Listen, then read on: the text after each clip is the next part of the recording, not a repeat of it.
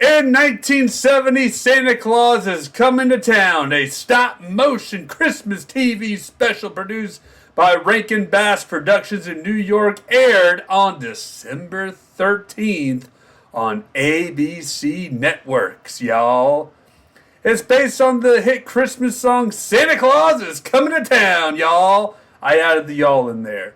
Written by J. Fred Coots. I made myself laugh. I'm sorry. Written by J. Fred Coots and Haven Gillespie for Leo Feast. I don't know. Leo Feast Incorporated. It was introduced on the radio by Eddie Cantor in 1934. And the story of Saint Nicholas. Welcome back to the AJ Show, everybody. It is that time of year again. The Christmas season is upon us. And I can't believe we're already here. I don't know about you all, but man, this year, it went. It went places. It went somewhere. And here we are in December already. It already snowed here. Can you believe that? Probably snowed where you are all at, too. Who knows? But we're back. We're going to do it. We're going to do a holiday special like before. All right, if you followed my channel, I went through Home Alone. I went through Home Alone 2. I went through Rudolph the Red-Nosed Reindeer. I went through Frosty the Snowman. That one's still my favorite one I did. You ought to go check out that video. There's a whole playlist of all my past Christmas episodes that you all need to go probably view and check out. All right? And there's one on Seinfeld's Festivus. Yes! There's one on Seinfeld's Festivus. It's great. And then, of course, my case on Uncle Frank from last year. Check that out as well. But today, we're going to ruin it for you. We are going to ruin the 1970 classic Santa Claus is Coming to Town because I just like tearing through these holiday specials. I like ripping them apart. I like dissecting things that I see. And it's just fun. It's just a fun episode. It's going to be a fun episode, all right? So don't take this serious. If I ruin this episode for you, this show of Santa Claus Coming to Town, you're welcome. Without further ado, get yourself a beverage. I got some peppermint mocha iced coffee here for this one. I typically have eggnog, but we're doing coffee today. It's decaf. I already had caffeine earlier today. I got a cut. Sit back, relax. Let's go for the ride of ripping apart Santa Claus is Coming to Town.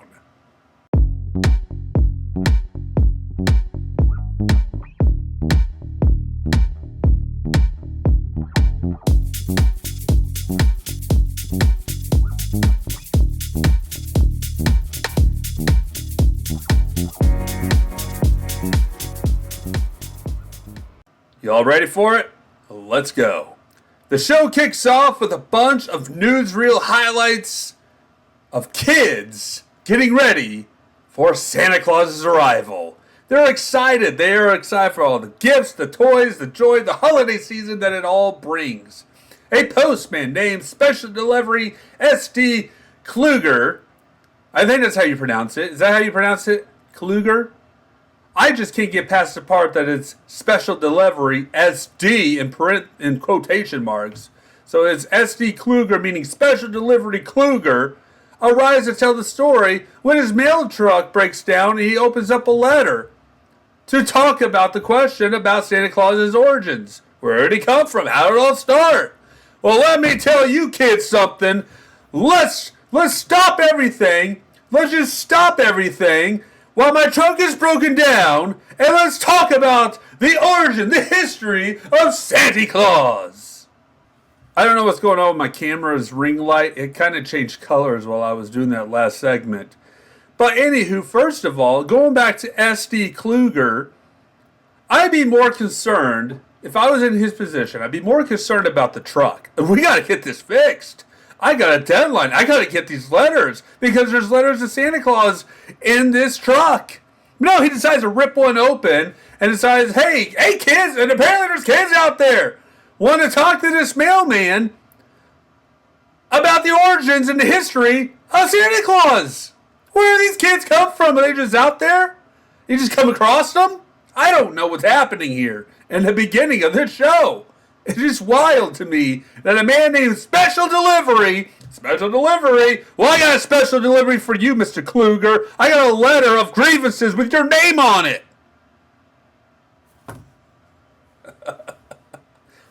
I always got to throw a Festivus-related thing in there somewhere, y'all. Come on. But anyways, let's get to the backstory of Santa Claus. So S.D. Kluger goes through the whole story, through this whole episode. A baby named Claus arrives on the doorstep of Burgermeister Meisterburger. Hold on, everybody! Hold on! Oh, man. Here we go. Take a swig of coffee for that one, because his name alone is ridiculous. Burgermeister Meisterburger. Burgermeister, say that 5 times fast or something. Burgermeister Meisterburger. Burgermeister Meisterburger. That's all, folks. That's all you can get out. That's it. That's all you can get out of it. You know? Burgermeister Meisterburger. How redundant can you get with one name? I gave S.D. Kluger crap about his name. Let's move over here because Burgermeister Meisterburger's worse. It's horrible. Why would we do such a thing? I don't understand. Is that his full name, his actual full name? Or is Burgermeister some sort of title of some fast food joint that he runs and owns and his name is Burgermeister? No, he's a mayor of a town called Somber Town. And he's not just any mayor, he's a grumpy mayor. He's got some grievances of his own.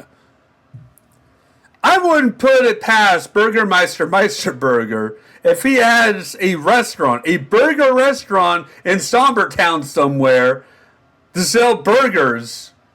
All right?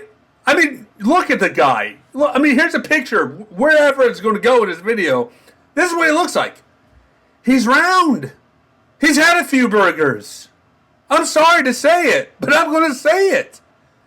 Burgermeister Meisterburger then orders Grimsley. That sounds like a side... That sounds like Grimace. Grimsley? It's a burger restaurant. Come on. Seriously. But anyways, he orders his sidekick, his aide, Grimsley, to take Claus to a local orphanage. I'm sorry, that was funny. He takes Claus to a local orphanage, but a gust of wind sweeps the baby away. Claus is then rescued by a group of animals because why not? Why not? The wind happens to pick up baby Claus, and these animals happens to know what to do with baby Claus? Are they on payroll with the elves? Because they take him to the Kringle family, which are a family of elves, and then they rename him to Chris and basically adopts him as Kris Kringle and raises him to be enough. Oh, here we go. Here we freaking go. Oh, we're tied into Will Ferrell's elf here. Oh, give me a minute. I need a minute.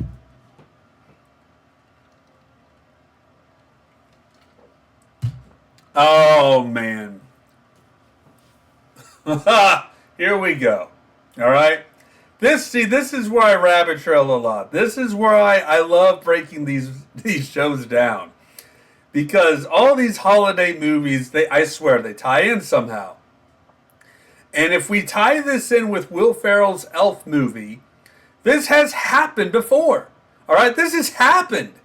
Where Elf, all right, Buddy the Elf, all right, he was a baby in an orphanage. He ends up getting into Santa's sack, and he gets brought to the North Pole, and that's where Santa and the elves discover, oh crap, we'd stolen a baby from an orphanage. So what do? They freaking keep him. Why? Why not take him back to the orphanage? Why not send him back? Why are they holding him hostage?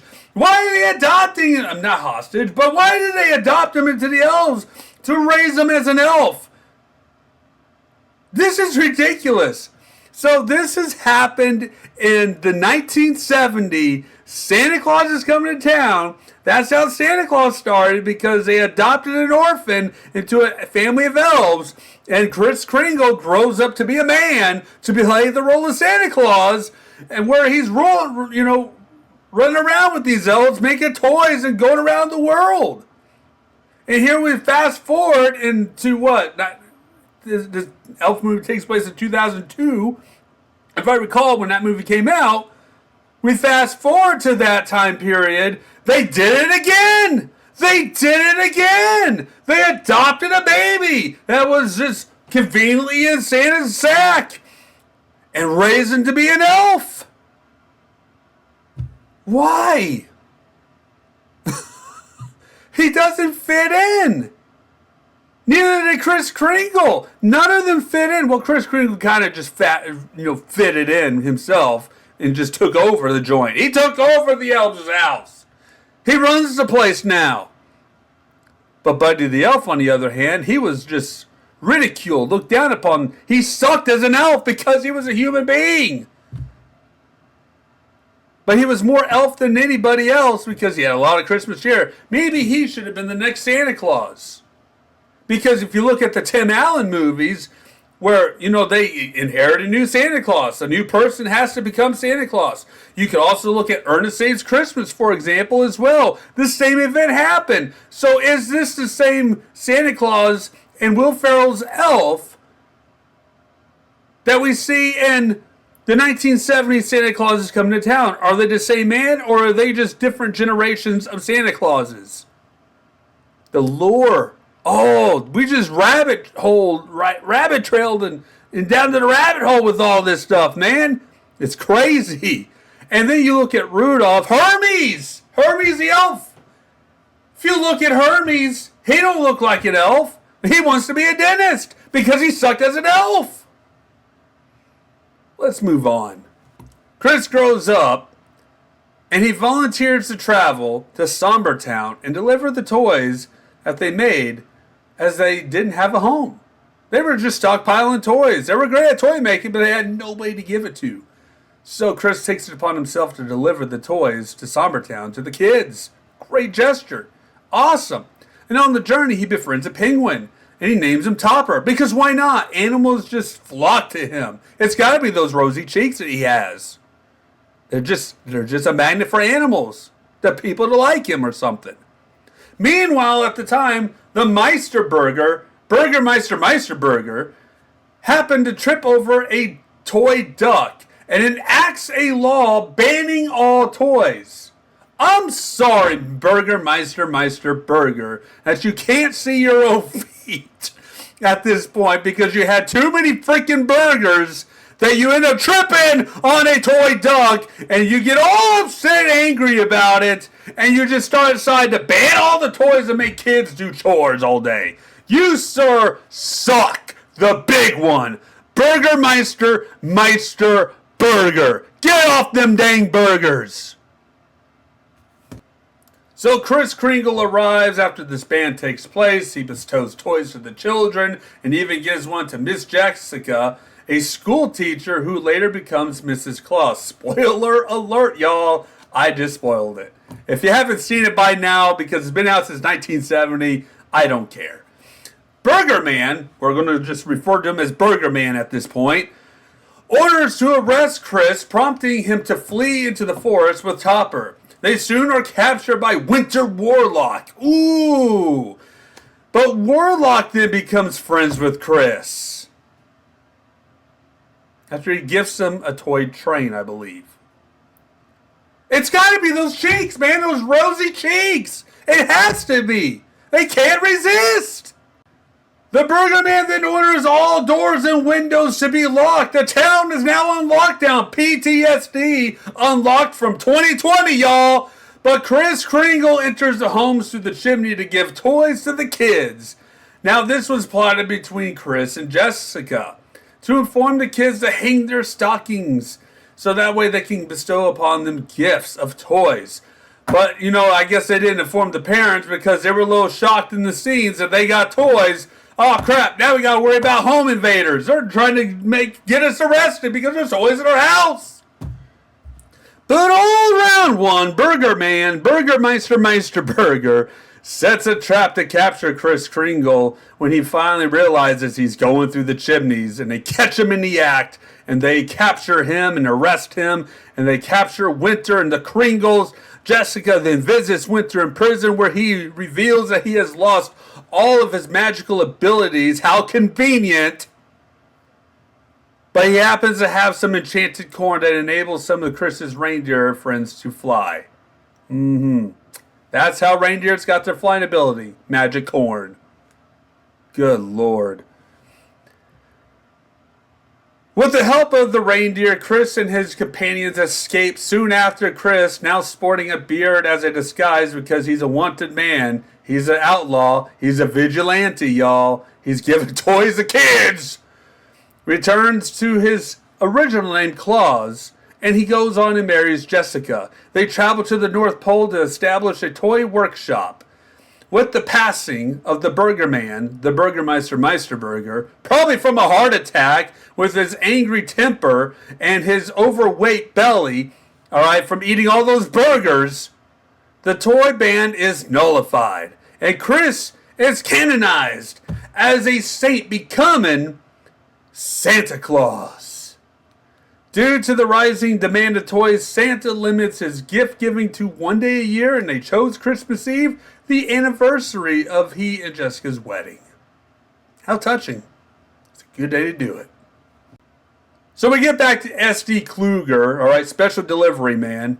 I apologize to you, sir, for making fun of your name. Because Burgermeister Meisterburger deserves to have his name ran through the mud. But he finishes his story and suddenly remembers that he has to deliver the letters to Santa, even though he already ripped one open at this point. He departs in his truck with Topper, Winter Warlock, and a parade of children sing that very song at the end of the show. The Santa Claus is coming. I'm not doing it again, all right? But my question is, how in the world did that truck get fixed? Was he working on the truck the entire time as he was telling the tale? Probably. That's my guess. But overall, it's not a bad show. This is actually an enjoyable Christmas special of Santa Claus is coming to town. It's a good backstory. It's a great show. It's not perfect. It's not perfect for a holiday special, but it gets the job done. And it's just crazy when you're just sitting here, writing this episode and thinking about all the stuff that goes on this episode and tying it to Rudolph, because of Hermes, tying it to Elf because the whole orphan situation with Buddy the Elf and he raising him as an elf, because that's what the Kringle family did. They took in Chris and raised him up. And maybe that's the task for Christmas specials, that we somehow figure out a Christmas timeline of events, a universe, if you will, a multiverse perhaps, of Santa Clauses.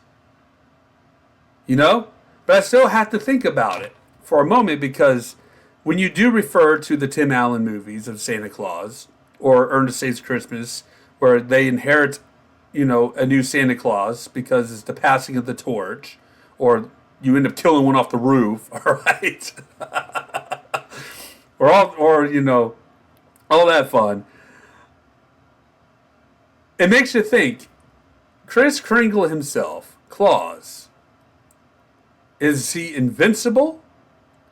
Does he live on for all these decades and centuries? Does the Winter Warlock keep him alive this entire time with his magical powers? Maybe he gains some magic to give him immortality?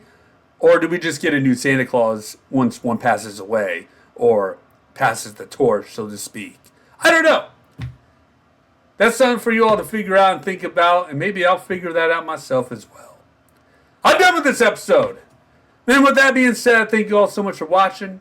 Have yourselves a Merry Christmas, and take care.